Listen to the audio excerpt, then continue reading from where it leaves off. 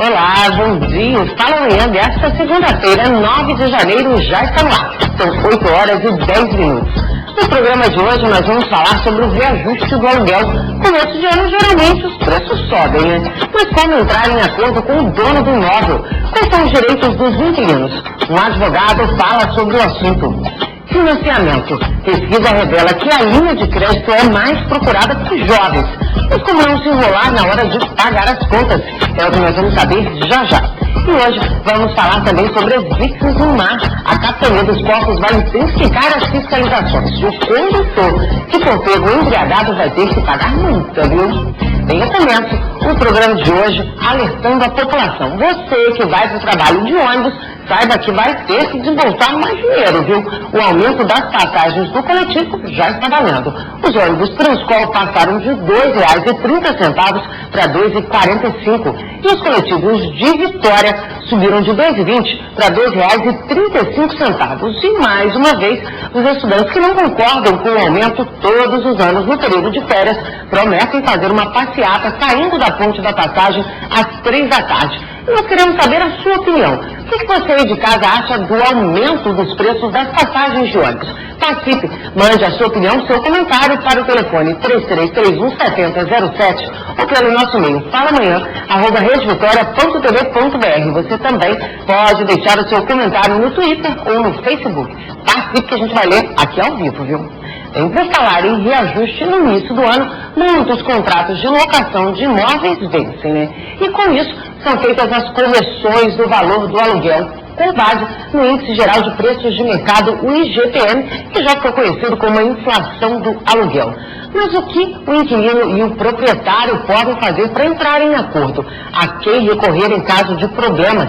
Quem vai tirar as nossas dúvidas é o advogado Dr. Gustavo Roiden. Bom dia, Dr. Gustavo. Bom dia. Obrigada pela presença aqui hoje. Obrigada.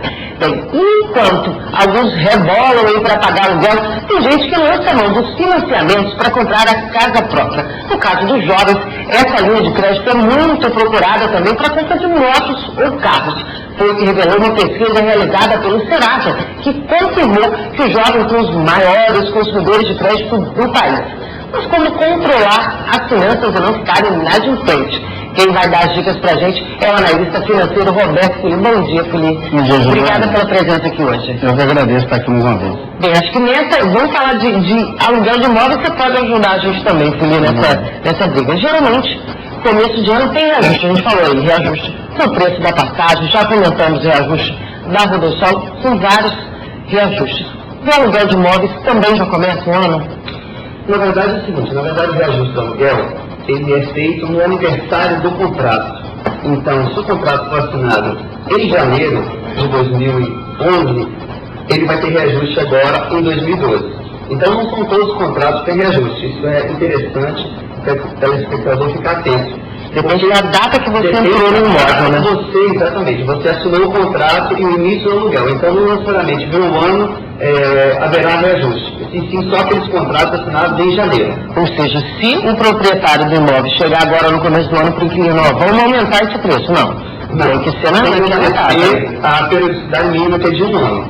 Agora, os valores desse reajuste, a lei permite o quê? Essa pergunta é interessante. Primeiro, a lei, ela proíbe o reajuste vinculado ao dólar e ao salário mínimo. Então, se houver algum contrato nesse sentido, com cláusula que preveja reajuste baseado em moeda internacional, dólar, euro, libra, essa cláusula é nula. Então, esse reajuste é feito com base nos índices oficiais, e o mais utilizado é o GPM. Nós também utilizamos também o IPC e o INPC. Agora, falando em valores, Felipe, como é que fica esse reajuste? O que a gente pode, o que a gente não pode aceitar? Quanto que a gente já, por exemplo, quem está em casa já vai fazer um cálculo aí de quanto vai pagar mais? Interessante que o doutor citou bem aqui, Juliano.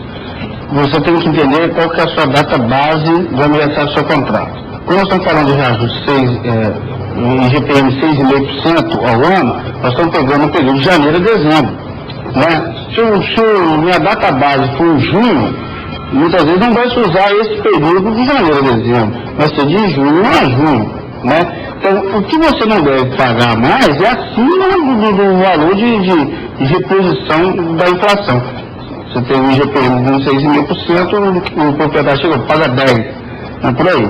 E você tem uma tendência na região metropolitana aqui de ter uma oferta de imóveis que você possa estar avaliando, né? Você não está, o mundo não está desabando 10 pessoas querendo um único imóvel. Isso influencia na hora de discutir preço. Ou seja, exatamente a pesquisa mesmo de preço. Mas só que também que assim, a gente acha um outro aluguel mais barato ou ruim é aquela coisa da mudança, né? Exato. Fazer mudança é ruim demais. Na hora que você vai juntar tudo, você não sabe que você tem tanta coisa, né? Dentro de casa. A gente tem uma participação, que é a Evelyn da Serra. Ela queria saber, quem paga aluguel também tem que pagar o IPTU do imóvel? Sim, tem que pagar o IPTU do imóvel. Mas isso pode também ser estabelecido no contrato. Depende do que o contrato estabelecer. Se houver uma cláusula que estabeleça que uma das partes vai pagar o IPTU, sim, deve ser pago por aquele contrato atribui essa Mas se não estiver em geral, é o inquilino. Se não tiver no contrato, é o inquilino que paga mesmo, viu, Evelyn? Tem que pagar sim. Agora a gente está aqui falando de aluguel de imóvel, também tem muita gente que faz financiamento. É verdade. Né? Por muitos jovens investindo também no financiamento de imóveis. Na verdade, nós estamos percebendo o seguinte, Juliana, o Brasil cresceu nesses últimos anos, né? Até virou aí a sexta economia mundial. Então, uma brincadeira, porque não é que a gente acelerou muito, os outros colocaram o pé no freio, né? Mas por esse crescimento, o jovem foi para o mercado de trabalho e as pessoas agora querem ter o sonho da casa própria, né? De poder morar, fazer opção, olha, eu vou pagar aluguel ou eu vou pagar um financiamento. O que a gente vê é um aumento no acesso ao financiamento ou até ao plano de consórcio imobiliário, né? O que a gente vê um ponto maior é que para faixa C, faixa B, né, o IBGE determina aí pela capacidade econômica das famílias, você tem programas governamentais que fazem taxa subsidiada até de 5% ao ano. Né? Isso é uma vantagem para quem está querendo migrar do aluguel para a casa própria. Você preparou uma tela aí para a gente, vou pedir para o pessoal colocar no ar sobre essa questão de financiamento mesmo, né, Felipe? Os jovens. Na verdade, eu faço o dever de casa, né, Juliana? Você cobra o resultado do dever de casa, para o curso que eu falo amanhã. A gente pediu para eles colocarem aí, olha. Olha só, é interessante a gente ver aqui, Juliana, nós fizemos baseado na informação da Caixa Econômica Federal, que é em cima do programa oficial de Minha Casa Minha Vida. Então, quando você entra nesse programa, você tem que ter uma faixa de renda específica, tem todos os critérios de programas, né? A Juliana Lira não pode entrar no programa Minha Casa Minha Vida porque você não tem quadrado, você só renda superior. Ah, sou rica, né? Sou rica para entrar.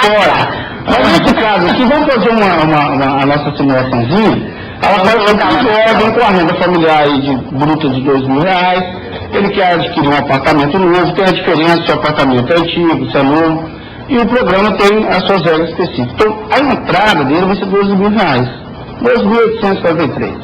Então, em geral, às vezes a pessoa tem um fundo de garantia, né, que ela pode usar também, né? O valor financiado vai em torno de R$78.000, para 300 meses para ser pago. Aí você fala assim, Felipe, vou pagar 300 meses, a lógica de quem vai para ali é assim, então pagar um aluguel, que eu nunca mais vou ver, e eu pagar uma coisa que é minha, eu prefiro pagar uma coisa que é minha. E na nossa simulação aqui, é interessante quem for fazer financiamento, prestar atenção nisso que eu vou falar agora. É a dica para os telespectadores da Juliana. Ali é o sistema SAC, Sistema de Amortização Constante. A parcela começa maior e ela termina menor, porque você já vai deduzindo os impostos. Então você começa com uma parcela de 500 e poucos reais e ela vai terminar muito menor. O ruim do financiamento, por mais que seja 5% ao ano, é que você paga como se fosse 2 imóveis, né? Essa é a questão. E outro detalhe, Juliana, que é importante, que as pessoas, quando fazem financiamento, acabam esquecendo.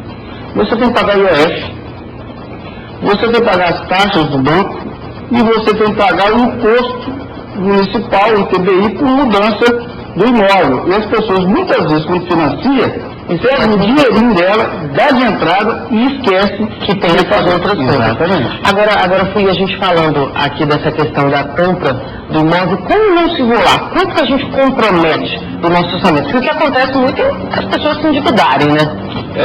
Em regra geral, o doutor pode nos ajudar, as pessoas falam que você não deveria comprometer mais que 10% da sua renda com moradia. Só que no Brasil, se o cara ganha salário de R$1.620 aí, então ele vai morar onde, né? Com R$62. Não tem lógica. Mas você tem o quê? Um financiamento, e é importante quando você fizer um financiamento, pagar um seguro, porque pode acontecer uma fatalidade, não é isso? Pode acontecer um problema, você tem um seguro ali dentro da parcela. Mas não ultrapassar até 20%. Não ultrapassar. Se você está estourando o seu risco. Então, segura aí, gente, que nós vamos para o intervalo, daqui a pouquinho a gente volta a falar. E a gente está recebendo aqui muitas participações dos telespectadores. Hoje a gente está perguntando o que o povo acha do aumento das passagens de ônibus. E a América da Silva, de Cariacica, acha que as passagens podem até subir, mas pelo menos eles poderiam melhorar o serviço com ônibus mais vazios, não tão lotados, e com mais linhas nas ruas. Olha, a Heloísa de Vitória, ela acha que está muito caro. O salário subiu, mas as passagens não deveriam subir. Obrigada pela participação, viu? E vocês aí de casa podem continuar mandando o seu comentário, a sua opinião. E agora, a gente vai para um intervalo rapidinho, e no próximo bloco o assunto são as bichos no mar. E esta semana deve ser intensificada a fiscalização nas praias. Não sai daí não, que eu volto um instante só.